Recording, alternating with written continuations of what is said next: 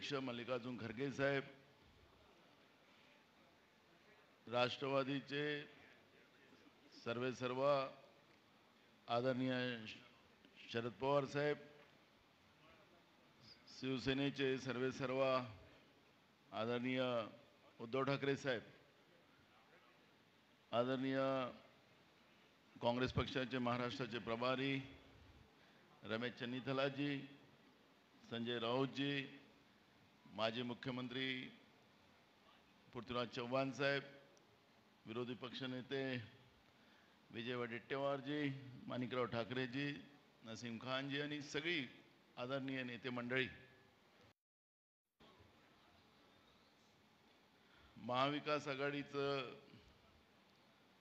महाराष्ट्रामध्ये 2019ला सरकार आल्यानंतर एक मजबूत गठबंधन महाराष्ट्रामध्ये निर्माण झालं। अनेक वार महाविकास आघाडीवर केंद्रातल्या तानाशाह सरकारच्या मदतीनं झालं, पण त्यांना सगळ्यांना जनतेची लढाई लढून आम्ही उत्तर देत राहिलो आणि आता आज निवडणुकीचा महाराष्ट्रातला हा शेवटचा टप्पा, आज 5 वाजता प्रचार थांबणार आहे आणि आतापर्यंतच्या 4 फेजमध्ये झालेल्या निवडणुका आणि उद्या होणाऱ्या निवडणुकीलाही सुद्धा महाविकास आघाडीलाच महाराष्ट्राच्या जनतेचा मोठा पाठिंबा आहे असं चित्र आपण पाहतो आहे। आणि म्हणून भक्कम शक्तीनं महाराष्ट्राच्या आणि देशाच्या विकासाचं जे काही परिवर्तनाचा जो संकल्प लोकांनी घेतलेला आहे त्याला भक्कम पाठिंबा महाराष्ट्राच्या जनतेचा आशीर्वादाने या ठिकाणी मिळालेला आहे। आणि म्हणून छत्रपती शिवाजी महाराजांचा महाराष्ट्र हा तानाशाह दिल्लीमध्ये बसलेल्या सरकारच्या विरोधात एकजूट होऊन महाविकास आघाडीला आशीर्वाद देताना आपण पाहतोय। मी पत्रकार परिषदेची सुरुवात करतो आहे।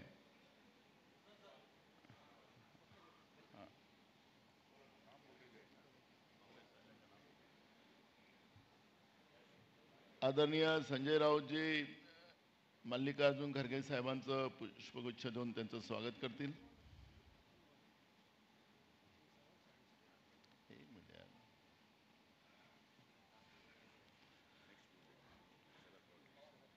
आदरणीय शरद पवार साहेबांचं विजय वडेट्टीवार साहेब पुष्पगुच्छ देऊन त्यांचं स्वागत करतील।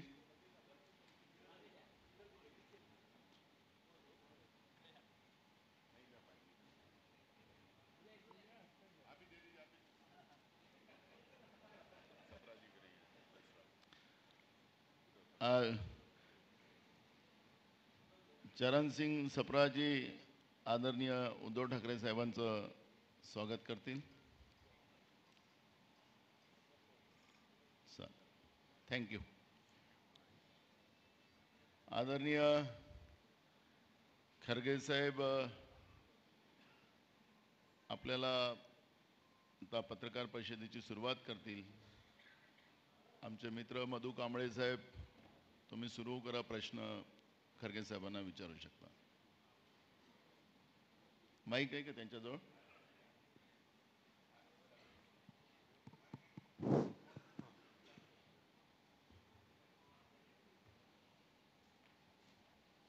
शरद पवार जी, उद्धव ठाकरे जी, नाना पटोले जी, संजय राउत जी और तमाम हमारे इस मंच पे बैठे हुए सभी लीडर्स और मेरे पत्रकार बंधु और सारे साथियों, आप सबको मेरा नमस्कार। हम सभी जानते हैं कि महाराष्ट्र की गैर कानूनी महायुति सरकार का धोखा, विश्वासघात और साजिश के आधार पर बनाई गई और इसका समर्थन खुद प्राइम मिनिस्टर कर रहे हैं और उनकी रैलीज भी महाराष्ट्र में बहुत हो रही है। और वो कहीं भी जाते हैं तो लोगों के बीच में दरार पैदा करने की कोशिश करते हैं और हमेशा समाज को तोड़ने की बात करते हैं। तो ये जो देश के लिए उन्होंने एक गलत तरीके से अपना विचार रख के लोगों को जो भड़काने का काम कर रहे हैं, शायद कोई प्राइम मिनिस्टर ऐसा भड़काने का काम नहीं किया होगा। मैं भी 53 साल से पॉलिटिक्स में हूँ, एमएलए बन के और एमपी राज्यसभा बन के मेरे भी 53 साल हो गए। ऑफ कोर्स हमारे शरद पवार साहब हमसे भी 5 साल आगे हैं, क्योंकि वो पहले से ही राजकारण में आए और उन्होंने अपनी ताकत भी रखी महाराष्ट्र में। साथ ही साथ उद्धव ठाकरे जी भी जब आए तब से वो भी पॉलिटिक्स में टिक के रहे हैं। तो मेरा एक ही कहना है कि ये जो विश्वासघात की पॉलिटिक्स चल रही है और मोदी सरकार ने संविधान संस्थाओं का दुरुपयोग कर रही है, धमकी, ब्लैकमेल और लालच से विपक्ष दलों में फूट डालकर उन्हें तोड़फोड़ किया जा रहा है। ऊपर से अन्याय ये हुआ है कि जो असली दल है उनसे उनका पार्टी सिंबल छीनकर भाजपा को समर्थन करने वाले दलों को दिया गया। यानी आप बोलेंगे तो ये कोर्ट का फैसला है, सीईसी का फैसला है। सब चीजें मोदी जी के इशारे पे चलते हैं, इसमें कोई दो राय नहीं है। वो जो कहते हैं वही होता है, लेकिन इस बार इलेक्शन में वो नहीं होगा। ये जनता की लड़ाई खुद जनता लड़ रही है उनके खिलाफ, और इस लड़ाई में जनता जीतेगी और इनके जो कारनामे हैं उसके ऊपर अभी लोग बहुत नाराज हैं और यहाँ तक कि डेमोक्रेसी की बात बार बार वो करते हैं, लेकिन डेमोक्रेसी के तहत नहीं चलते। मैं सुना यहाँ पर कॉरपोरेशन के इलेक्शन भी 2 साल से नहीं हुए। यही डेमोक्रेसी है मोदी जी की। तो ऐसे कई चीज उन्होंने यहाँ पर महाराष्ट्र में नहीं, हर जगह ये काम किए हैं। और उनकी तोड़फोड़ नीति सिर्फ महाराष्ट्र तक की नहीं, पहले उसका वार हुआ कर्नाटक पर, उससे पहले वार हुआ मणिपुर में, गोवा में, और हमारे मध्य प्रदेश में, हर जगह। वो गुजरात में भी वैसा ही कर दिए। हालांकि उनको हमको बहुत मार्जिनल फर्क था, लेकिन वहाँ भी तोड़फोड़ करके अपना काम उन्होंने कर लिया। तो ये उनकी एक नीति है, तो उसके खिलाफ हम लोग गठबंधन के लोग लड़ रहे हैं मजबूती के साथ। और महाराष्ट्र में तो बहुत ही मजबूत है। मैं समझता हूँ 48 में सीट, यहाँ पर 48 सीट में कम से कम हमको 46 तक मिलेंगे, ऐसी एक हवा है और जनता खुद बोल रही है। इस बार मैं ये नहीं कहूँगा कि वो 0 पे रहेंगे, कुछ ना कुछ उनको मिलेगा जो बागी लोग हैं। लेकिन हमारी जो गठबंधन की पार्टियां हैं वो मैक्सिमम सीट लेकर वो बीजेपी को हराएगी। और दूसरी चीज ये है कि हमने चंद गारंटीज दिए हैं, जैसा कि हम कर्नाटक में दिए थे, हिमाचल में दिए थे, अपने तेलंगाना में दिए थे, वैसा ही ऑल इंडिया लेवल पे इंडिया गठबंधन के साथ बातचीत करके वो तो कॉमन मिनिमम प्रोग्राम तय होगा।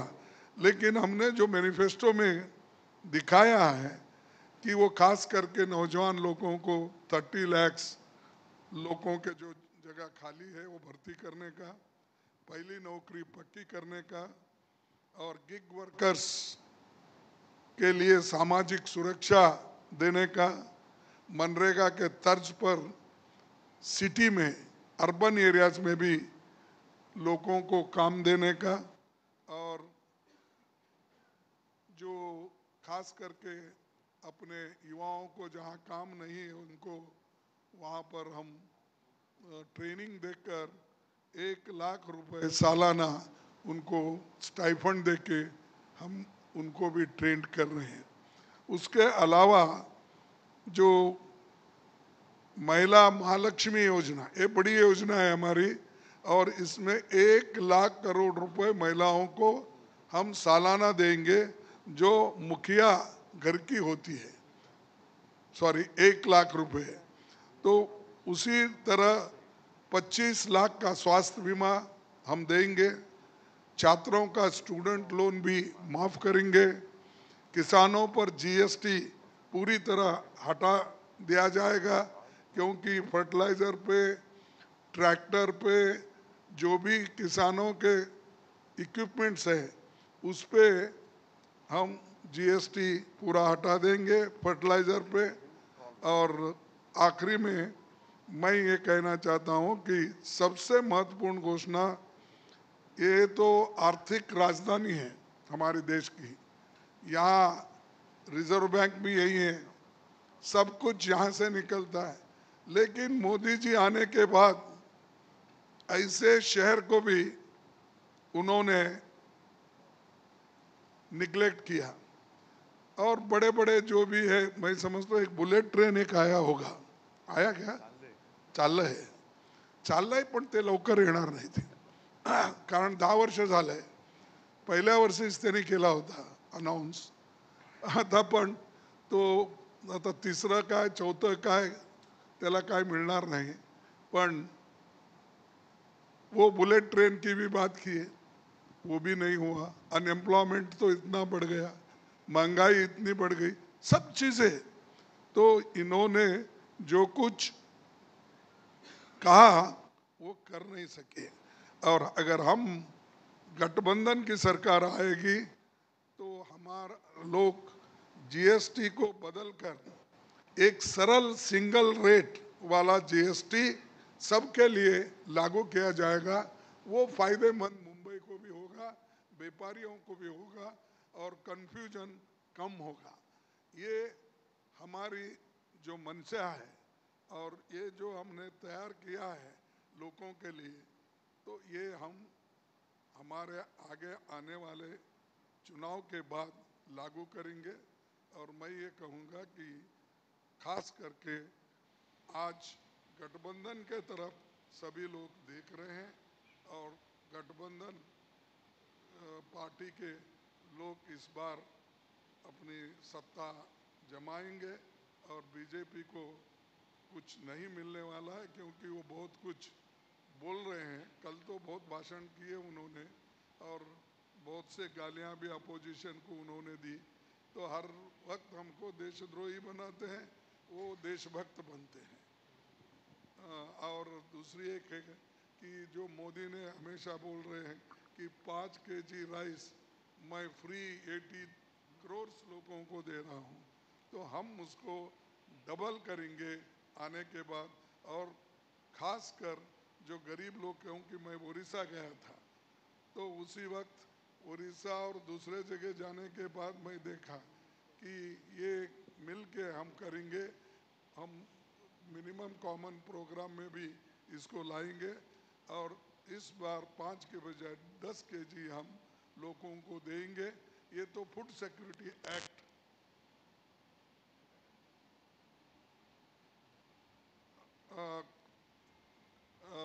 फूड सिक्योरिटी एक्ट ने तो हमने लाया, लेकिन ये फूड सिक्योरिटी एक्ट हम लाने के बाद मोदी जी ये कह रहे मैं फ्री दे रहा हूँ। अरे ये तो एक्ट है बनाया हुआ, इसको तो आप निगलेक्ट नहीं कर सकते। इसलिए हम ये जो असंवैधानिक संस्थाओं का दुरुपयोग भी एक तरफ हो रहा है, जैसा कि ईडी का, सीबीआई का, इनकम टैक्स का, तो खूब दुरुपयोग कर रहे। इसीलिए संविधान को बचाने के लिए और गुड गवर्नेंस के लिए ये ज़रूरी है कि हम लोग मिलके इसको करना है। तो कम से कम इस बार हम लोगों को एक होने के बजाय ज़्यादा से ज़्यादा हमको जनता को फ़ायदा होगा और हम ये करके रहेंगे। और ये जो गलत तरीके से वो सबको धमका रहे, ईडी का, सीबीआई, उसका, ये धमकी अब आगे नहीं चलेगी जब गठबंधन की सरकार आएगी। और जो कुछ भी हो रहा है उसके बारे में और भी हमारे नेतागण बोलेंगे। बस मैं इतना कह के अपनी बात को समाप्त करता हूँ। अगर आपके कोई क्वेश्चन है बाद में लूँगा हमारे नेता लोग बोलने के बाद। आदरणीय शरद पवार साहेब।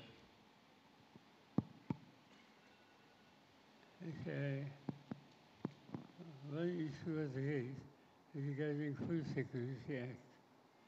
In fact, in 2004, under Manmohan Singh, Dr. Manmohan Singh, when we had taken responsibility to run the show, that time the food situation in the country was quite serious. In fact, as the then food minister, I had to import wheat and rice from some of the countries. That was the situation. But Dr. Manmohan Singh said today, we took a challenge. We had grown lesser prices essentially for communities. Then we have provided fertilizer, seed, and all other activities. And until this situation was changed, after 10 years, when we have handed power to the new people, India was a self-sufficient in food security. India became the largest producer, second largest producer of the wheat in the world. India becomes the largest producer of rice in the world. That was the situation which in our regime ultimately resolved. And at that time only, this issue which was raised by Kharge just now regarding Food Security Act that was introduced in the Parliament and that was unanimously passed. So whatever Mr. Modi might be saying today is that we have taken this major decision, that is not at all correct. This decision was taken by previous government and the food security situation has been substantially improved with the initiative from farming community and government. Thank you. आदरणीय उद्धव ठाकरे साहेब।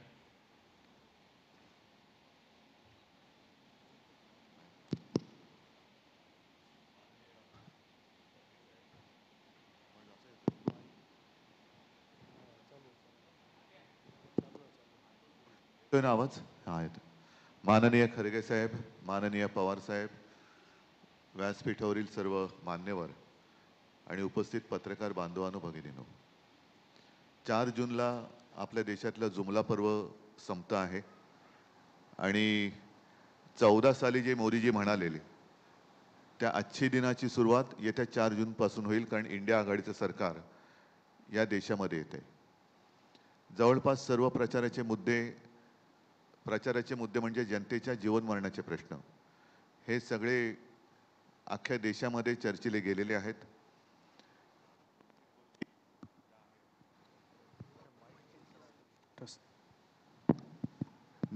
हा मध्ये येतोय, नाही येतो आवाज, नाही तर ठेवतो. 2-3 गोष्टी ज्या आहेत ज्याचा उल्लेख खरगे साहेब आपणही केला, पवार साहेब आपणही केला. एक तर शासकीय यंत्रणांचा दुरुपयोग जो होतो आहे, म्हणजे भ्रष्टाचाराचे आरोप करायचे, पूर्ण व्यक्तीला बदनाम करून पक्षात घ्यायचं आणि त्याचा सन्मान करायचा. महत्त्वाचा मुद्दा जो मी माझ्या कालच्या भाषणात सुद्धा मांडला की महाराष्ट्राला हे बदनाम करतायत, महाराष्ट्राला लुटतायत आणि मुंबई हे देशाचं आर्थिक केंद्र हे त्यांना बघवत नाहीये. मुंबईची लूट करायची आणि सगळं काही गुजरातला घेऊन जायचं, ही मुंबई आणि महाराष्ट्राची लूट आपलं इंडिया आघाडीचं सरकार थांबवेल आणि परत एकदा महाराष्ट्राचं वैभव जेवढं होतं त्याच्यापेक्षाही अधिक कित्येक पटीने हे महाराष्ट्रात आम्ही परत आणू. सध्या एकूणच जो कारभार चाललेला आहे असा कारभार जगात कुठेही नसेल. एका घटनाबाह्य सरकारच्या प्रचारासाठी आणि त्यांच्या उमेदवारांसाठी, गद्दारांच्या प्रचारासाठी देशात पंतप्रधान येत आहेत. असं कोणताही देश नसेल की घटनाबाह्य आहे. अजूनही सर्वोच्च न्यायालयाचा निकाल आलेला नाही, सर्वोच्च न्यायालयाने ताशेरे मारलेले आहेत, तरी देखील अक्षरशः लाज सोडून प्रधानमंत्री महाराष्ट्रामध्ये येऊन घटनाबाह्य मुख्यमंत्र्यांना, घटनाबाह्य उपमुख्यमंत्र्यांना सोबत घेऊन हे आपल्या हुकुमशाहीचा प्रचार करतायत. असा प्रकार कधीही कुठे घडलेला नव्हता. आणि मी जे काय म्हणतो की जे देतील साथ त्यांचा करू घात. 1-1.5 वर्षापूर्वी भारतीय जनता पक्षाचे अध्यक्ष नड्डा हे म्हणाले होते की या देशामध्ये एकच पक्ष राहील.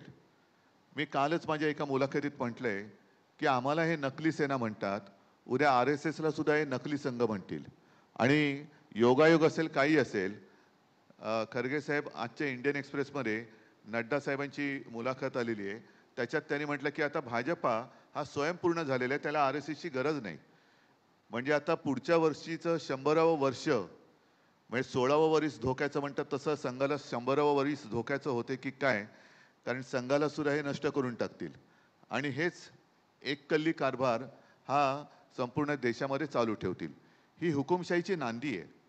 ज्यांनी आपल्याला राजकीय जन्म दिला त्याच पक्षाला, त्याच संघाला किंवा त्या संस्थेला संपवायला निघालेले आहेत. आणि त्याच करता मी जे काल म्हटलं की यांना गद्दारांची घराणेशाही चालते पण प्रमोद महाजनांची चालत नाही, आमची चालत नाही. हा सगळा प्रकार हा घृणास्पद आहे. त्याच्यावरती मी वेळोवेळी बोललेलो आहे. आज सुद्धा आणखीन काही आपल्याला प्रश्न असतील तर आमच्या तिघांपैकी आपण कोणाला विचारा, आम्ही त्याच्याबद्दल उत्तर देऊ. एकच मिनिट, सॉरी, जो कालच्या सभेत मला बोलण्याचा एक मुद्दा होता की यांचा पैशाचा वाटप हा मोठ्या प्रमाणावरती चालण्याच्या तक्रारी आमच्याकडे येत आहेत. 50 खोके आता फुटलेले आहेत आणि सगळीकडे त्याचं वाटप होतंय. मात्र काही ठिकाणी अशा तक्रारी आल्यात, ज्या तक्रारी आम्ही निवडणूक आयोगाकडे गेलेल्या आहेत की ज्या वस्त्यांमधनं मतदान होण्याची शक्यता भाजपला कमी वाटते, तिथल्या काही लोकांना आधीच ते बोटाला शाई लावत आहेत. म्हणजे ही शाई बाहेर आली कशी, तोही एक निवडणूक आयोगाकडे आम्ही प्रश्न उपस्थित केलेला आहे. आधीच बोटाला शाई लावली म्हणजे ती व्यक्ती ही मतदान करूच शकणार नाही, एवढ्यापर्यंत यांची मजल गेलेली आहे. तर मी आपल्या माध्यमातून उद्या जिथे जिथे निवडणुका होणार सर्व निवडणूक यंत्रणेला आणि आमच्या तिन्ही पक्षांच्या कार्यकर्त्यांना सतर्क राहण्याच्या सूचना देत आहे की असा कुठे जर का गैरप्रकार आढळला तर त्या पोलिसांच्या ताब्यात द्या.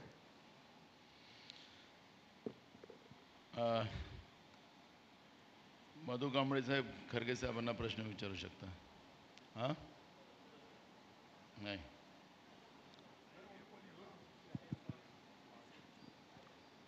विनय देशपांडे साहेब यांना, ठाकरे साहेबांना विचारा तुम्ही प्रश्न.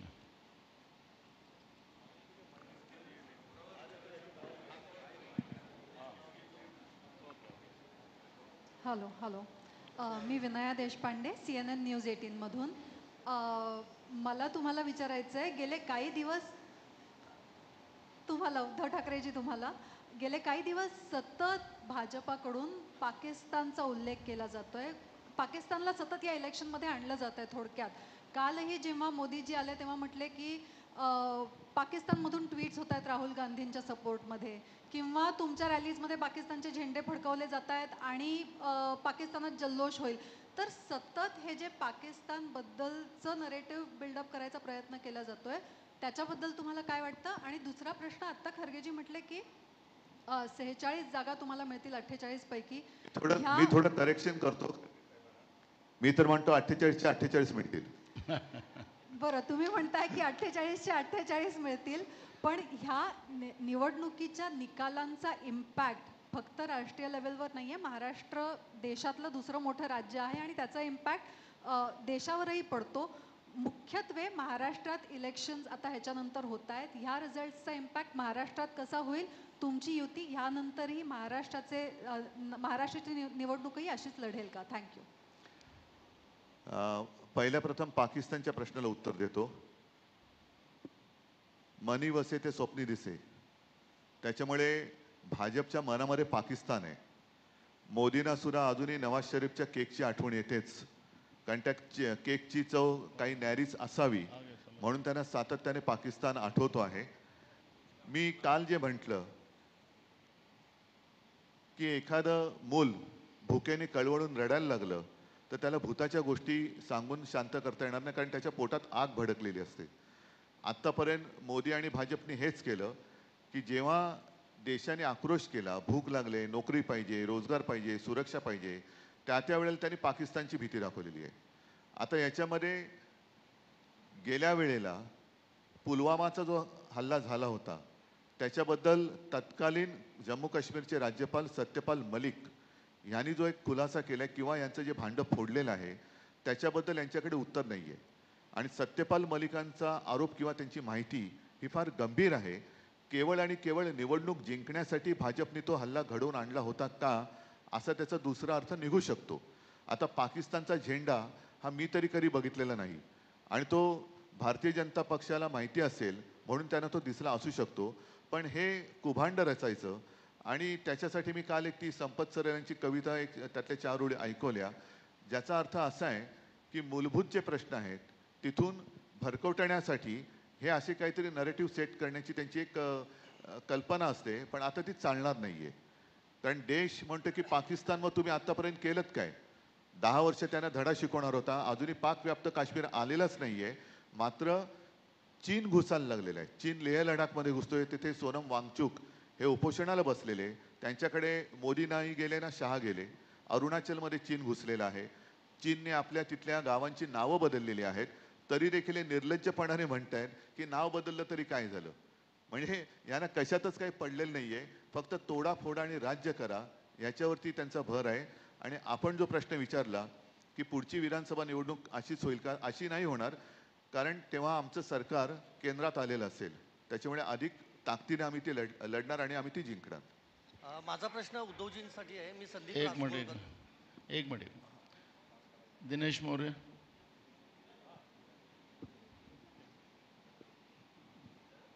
मेरा सवाल उद्धव जी आपसे और उसके बाद खड़गे जी आपसे होगा. पहला सवाल ये कि जेपी नड्डा जी ने जो कहा है कि अब हमें आरएसएस की जरूरत नहीं, अप्रत्यक्ष रूप से कहा, उस पर आपका क्या कहना है?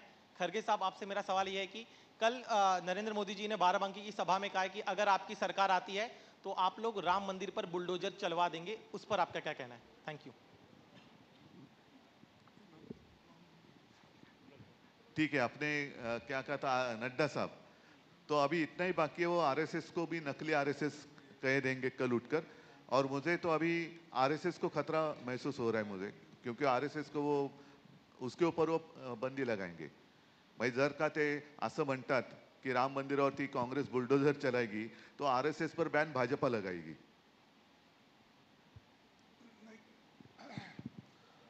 ठाकरे साहब ने अब आपको स्पष्ट किया, बुलडोजर उनकी गवर्नमेंट है. हम किसी को आज तक बुलडोजर लगाया नहीं. और ये जो भगवान की मंदिर जो ट्रस्ट के ओर से बनी है, अभी बनने में है, ये जनता में एक भ्रम पैदा करने के लिए और जनता में एक रोष पैदा करके इंस्टिगेट करने का, ये तो मैं समझता हूँ ये तो इलेक्शन कमीशन उनके ऊपर एक्शन लेना चाहिए. जो इंस्टिगेटिव स्पीचेस करते हैं तो उनके खिलाफ तो कार्रवाई होनी चाहिए. खुद प्राइम मिनिस्टर कर रहे. अगर कोई छोटा मोटा नेता करता तो हम मानेंगे, ये बुलडोजर लगाएंगे, वो लगाएंगे. जो चीज़ें हम नहीं कर सकते, इम्पॉसिबल है, और उसको उन्होंने ऐसा लोगों को भड़का रहे, तो ये कभी नहीं होगा. हमारी गवर्नमेंट आने के बाद हर चीज की हिफाजत होगी। ये तो हमारा जो संविधान कहता है, संविधान के तहत हम चलेंगे। मुस्तफा शेख।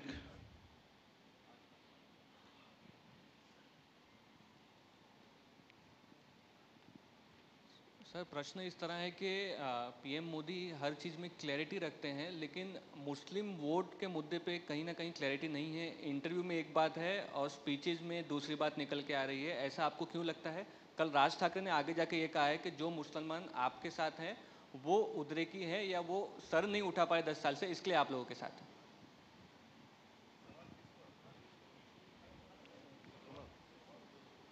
उद्धव जी,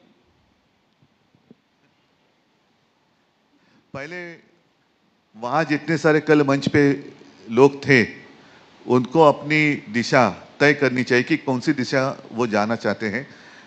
कभी इधर कभी उधर भटके हुए लोग हैं।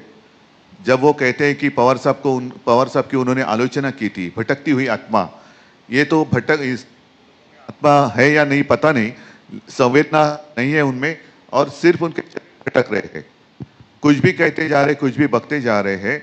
और सिर्फ मुसलमानों के बारे में नहीं, मोदी जी ने मेरे बारे में ही कहा है, मुझे भी उन्होंने नकली संतान कहा है। तो क्या जो उनके अगल बगल में सारे लोग बैठे थे उनको उनका ये सब ज्याला मराठीत अकलेचे तारे म्हणतात, पण मी म्हणणार नाही कारण तारे दाखवायला सुद्धा अक्कल असावी लागते, त्यांना अक्कल नाही आहे कारण ते मला नकली म्हणतात म्हणून मी त्यांना बेअक्कली म्हणतोय। तो उनको ये मंजूर है, कुछ भी बकते जा रहे। और जैसे वो जो कह रहे हैं कि इंडिया आघाड़ी की सरकार आएगी तो कांग्रेस राम मंदिर पर बुलडोजर चलाएगी, ये होगा नहीं।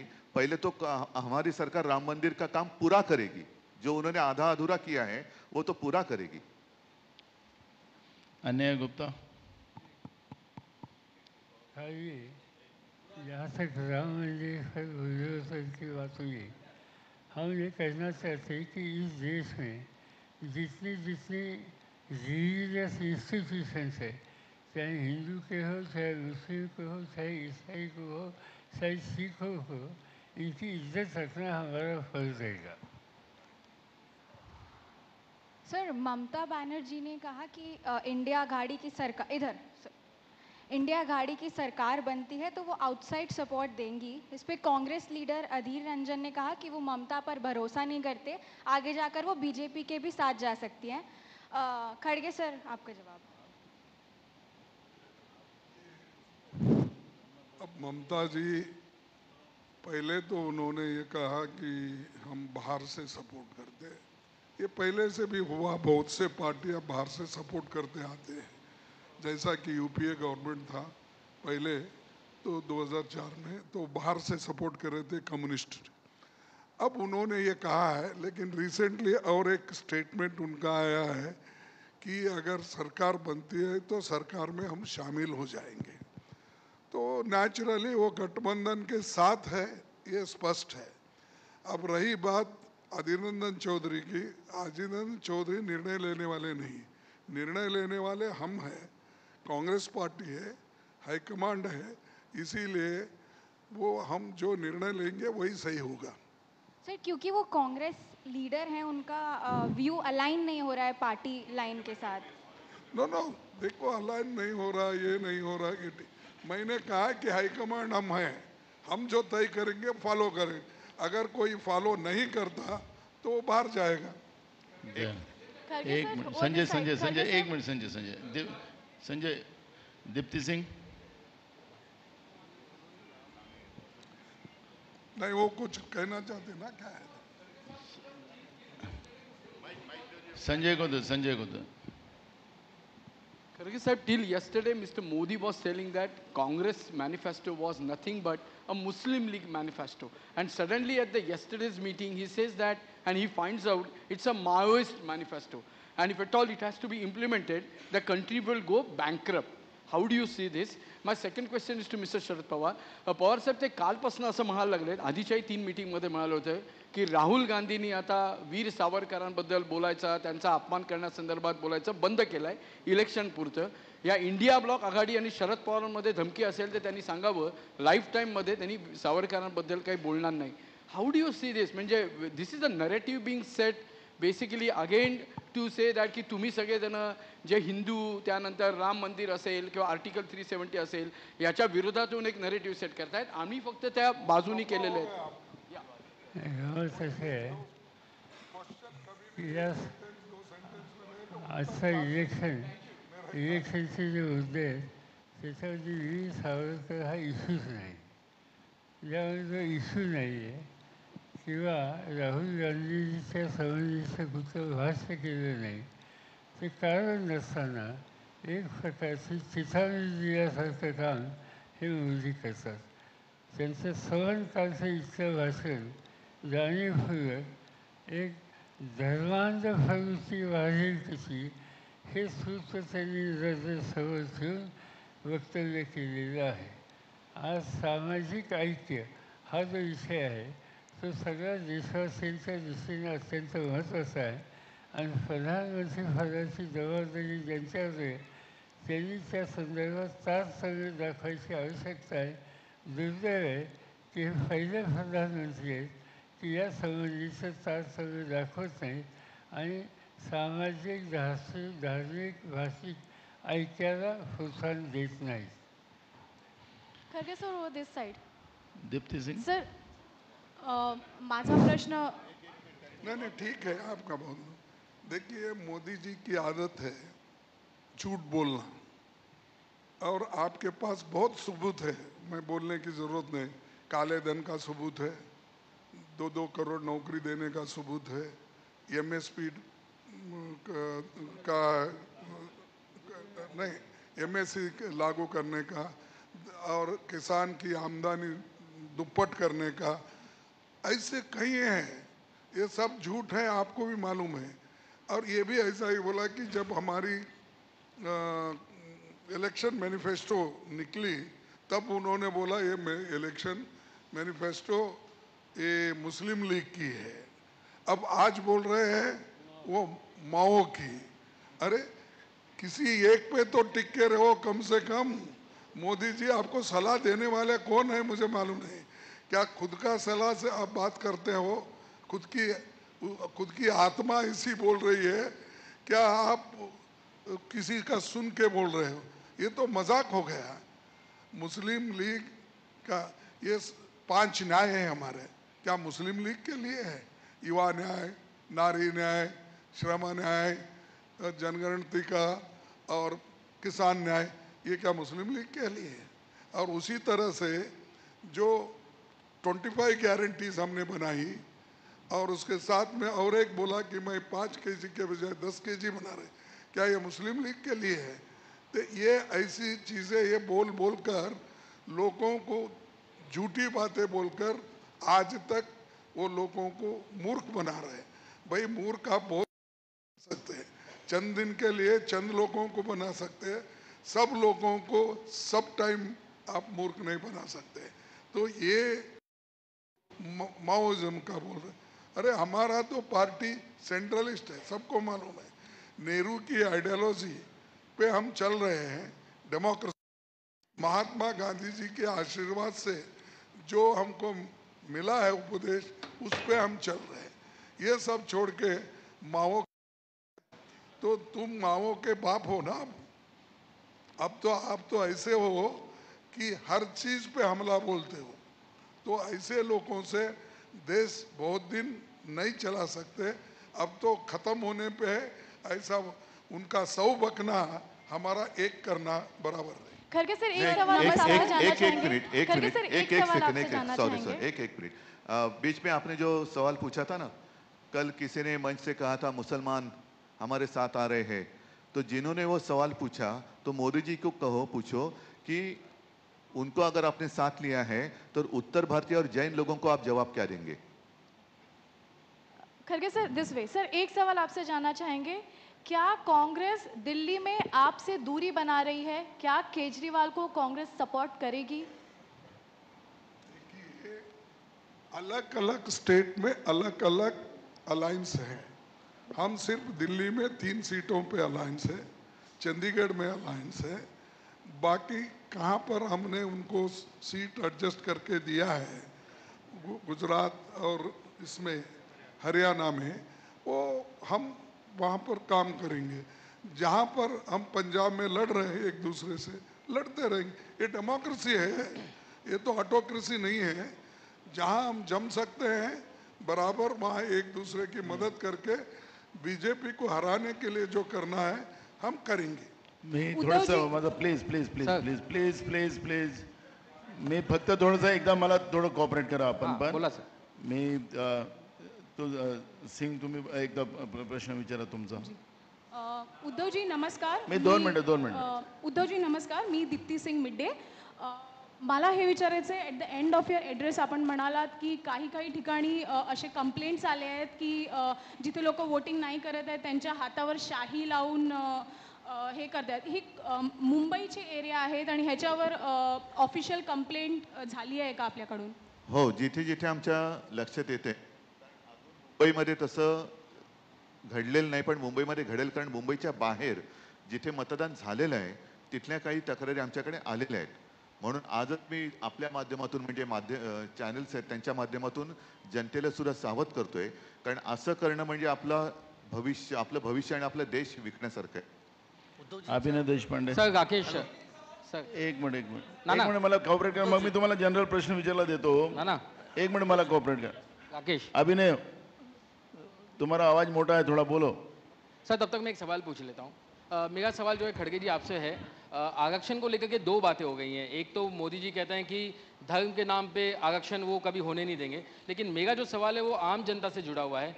क्या आपकी सरकार आएगी तो आप सभी जो आरक्षण है वो रद्द करके सिर्फ जो आर्थिक रूप से कमजोर हैं उन्हें आरक्षण देने की आप फेवर में होंगे या नहीं होंगे? आपका आरक्षण पे आपकी सरकार का क्या स्टैंड होगा?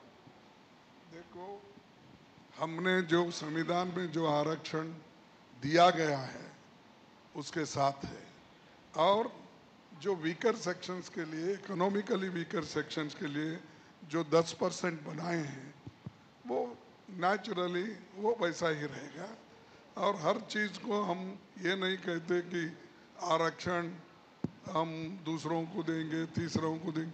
जो जो ये स्टेट सब्जेक्ट्स हैं, जिस स्टेट से रेकमेंड होकर आते हैं उसको तो इलेक्शन, अपना backward class commission, SC ST commission, ST commission, ये लोग छानबीन करके भेजते हैं.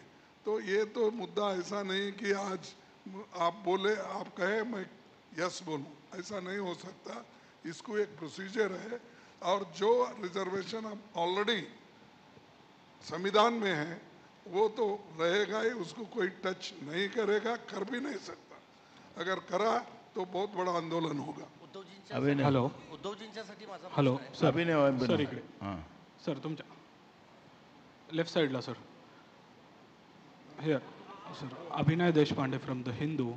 So, well, you have already spoke about Ram Mandir issue. So, would you, every day Prime Minister Narendra Modi is alleging that the Congress would reinstate Article 370 once it comes back to power at center. So, what is your party's stand on Article 370?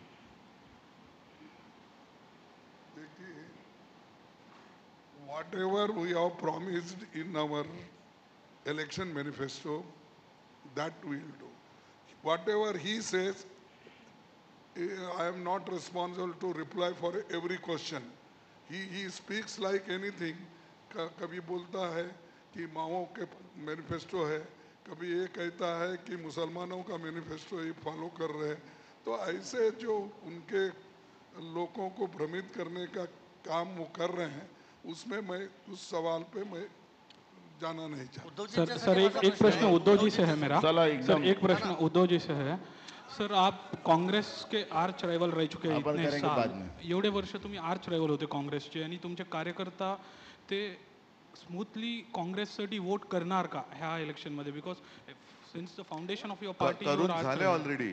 जिथे जिथे मतदान झाले तिकडे करून झाले. Thank you. उद्धवजींच्यासाठी माझा एक प्रश्न आहे. उद्धवजी तुम्ही इंडिया आघाडीच्या व्यासपीठावर हिंदू शब्द, अरे आता प्रचाराचा आखरी दिवस आहे आज.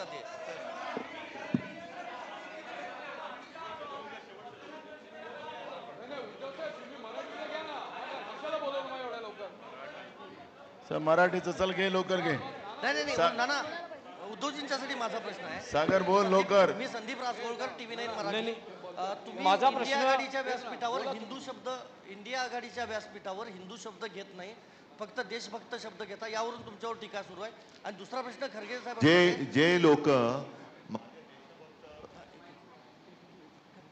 देशभक्त या शब्दावरती आक्षेप घेतात, एकतर ते हिंदू नसतील किंवा देशभक्त नसतील. कारण हिंदू देशभक्त नाहीत हा शोध कोणी लावला? हिंदू काही देशभक्त नाही. देशभक्त असणं हा काही गुन्हा आहे? अत्यंत असा याचा अर्थ असा की आमच्यावरती जे पाकिस्तानचा झेंडा नाचवल्याचा आरोप करतायत ते देशद्रोही आहेत. आणि मी देशभक्त शब्द वापरल्यानंतर ज्यांना आक्षेप आहे ते देशद्रोही आहेत. आणि हिंदू तर नक्कीच असतील असं मला वाटत नाही, कारण या देशातले आम्ही सर्व हिंदू हे देशभक्तच आहोत. आणि देशभक्तांमध्ये सर्व आहेत, अगदी मुसलमान सुद्धा आहेत, ख्रिश्चन सुद्धा आहेत, शीख तर आहेतच आहेत. जी लोक शेतकऱ्यांच्या आंदोलनाला नक्षलवादी म्हणतात, देशद्रोही म्हणतात आणि संघाचे कार्यवाह होसबळे हे शेतकऱ्यांच्या आंदोलनाच्या माध्यमातून अराजक येते, त्याला अराजकता मानतात, ते देशभक्त आहेत असं म्हणणारे असं मला वाटत नाही. आणि परत सांगतो, माझ्या देशभक्त या शब्दाला आक्षेप घेणारे हे देशद्रोही आहेत. खरगे साहेब आणि उद्धव ठाकरेंना आहे माझा एकच प्रश्न आहे खरगे साहेब आणि उद्धव ठाकरेंना. लोकसभा निवडणुका आता अंतिम टप्प्यात आहेत, अशा वेळेस इंडिया आघाडीमध्ये पंतप्रधान पदाच्या चेहऱ्यावर काही सहमती बनली आहे का? राहुल गांधी हे या सरकारचं नेतृत्व करतील जर संख्याबळ बनलं तर. उद्धव ठाकरे तुमची स्वतःची इच्छा आहे का जर असं सरकार बनलं तर नेतृत्व करण्याची? आम्ही इंडिया आघाडी ही देशातली लोकशाही आणि देशाचं स्वातंत्र्य टिकवण्यासाठी केलेली आहे. अत्यंत एक गमतीची गोष्ट आणि महत्त्वाची गोष्ट अशी आहे की आमच्या इंडिया आघाडीकडे अनेक चेहरे आहेत. आम्ही वर्षाला एक पंतप्रधान करू शकतो असं पंतप्रधान म्हणतात. याचा अर्थ त्यांनी मानलेलं आहे की त्यांचं सरकार येत नाही. आमच्याकडे चेहरा कोणा प्रश्नच नाहीये. प्रश्न आहे तो भाजपाकडे, कारण भाजपाकडे एकच चेहरा आहे आणि तोही चेहरा चालत नाही. तोही एक भाजप काही म्हणू दे, भाजप म्हणजे कोण ब्रह्मदेव नाहीये. त्याच्यामुळे भाजप काही म्हणू दे, आम्ही इंडिया आघाडी म्हणून बोलतोय. भाजप म्हणजे आणि नरेंद्र मोदी म्हणजे ब्रह्मदेव नाही. परत एकदा सांगतो, आमच्याकडे इंडिया आघाडीकडे पंतप्रधान पदासाठी अनेक चेहरे आहेत. त्याच्याबद्दल सुद्धा काय करायचं हे आमच्या बैठकीमध्ये ठरलेलं आहे. पहिले त्यांना अंगावर यायचं तेवढे येऊ द्या. त्यांच्याकडे आता चेहरा नाही. अनेकदा मी म्हटलेलं आहे आणि मोदीजीच म्हणाले की एकच प्रॉडक्ट किती वेळा लॉन्च करणार. आता तोच प्रश्न त्यांना आहे. प्रत्येक वेळा निवडणूक आल्यानंतर हे बोवल्यावरती चढतात. 14 साली चढले, 19ला चढले, 24ला चढले आणि आता तो चेहरा चालत नाही. मोदीला टाच कुठेही नाही. आणि भाजपची पंचायत अशी झाली की निवडणूक आता अंतिम टप्प्यात आल्यावर ते पंतप्रधान पदाचा चेहरा बदलू शकत नाही. त्याच्यामुळे त्यांना हारण्याशिवाय दुसरा आता काही पर्याय उरलेला नाही. पवार साहेबांना प्रश्न आहे माझा. पवार साहेब, आता काँग्रेस अध्यक्षांनी म्हणजे राष्ट्रीय अध्यक्ष साहेबांनी आणि उद्धवजींनी एक वेगवेगळे महाविकास आघाडीचे विजयाचे आकडे सांगितले. तुम्ही काही दिवसांपूर्वी शिरूर किंवा पुण्यामध्ये एक आकडा वेगळा सांगितला होता. आज तुमचा मॅजिक फिगर काय येतो महाविकास आघाडीचा? आणि दुसरा, उद्धव साहेबांना प्रश्न आहे, काल राज ठाकरे यांनी थेट सांगितलं की पंतप्रधान झालेच मोदी, कारण की नेहरू नंतर ते होणारे तिसरे पंतप्रधान असतील. त्यावर तुमची प्रतिक्रिया काय? मला नाही वाटत हे लक्ष देण्यासारखं विधान आहे त्यांचं. मोदींनी सुद्धा त्यांच्याकडे लक्ष नाही दिलं, त्यांच्या मागण्यांकडे लक्ष नाही दिलं, तर मी का देऊ? असं आहे की माझं स्वतःचं असेसमेंट सांगितलं होतं. आत्ताच आपण खरगे साहेबांच्या त्यांच्याकडची माहिती ही अधिक लेटेस्ट आहे. त्यामुळे त्यांनी जो आपल्याला सांगितलं मांडलं आणि त्याच्या आसपास आहोत. महाविकास आघाडीच्या या संयुक्त पत्रकार परिषदेला उपस्थित असलेले सर्व पत्रकारांचे, उपस्थितांचे, मान्यवरांचे सर्वांचे आभार. पत्रकार परिषद संपली आहे. धन्यवाद.